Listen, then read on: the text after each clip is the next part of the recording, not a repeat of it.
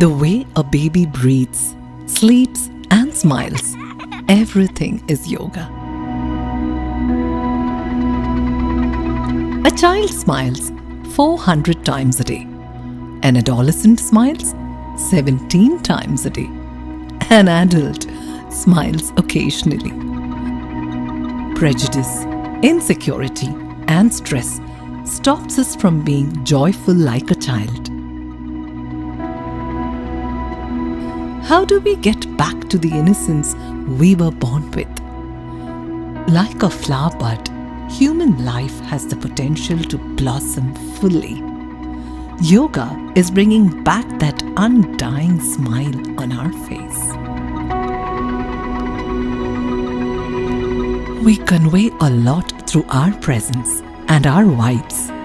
Yoga helps to nurture and improve our vibes. Heyam Dukkham Anagatam. The purpose of yoga is to stop suffering even before it arises. It naturally helps in building a strong immune system. Yoga unites the body, mind, spirit, and the universe. It brings that much needed peace within. Yoga is not just to do with the flexibility of the body, but also making the mind grow in faith and conviction. That is the real gift of yoga.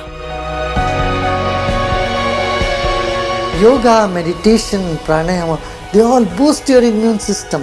They can all uplift your spirit. For yoga is that which takes us in to the source of happiness. Let us spread happiness in this gloomy period where people are in anxiety and stress. Let us celebrate our life and spread it to all those around us.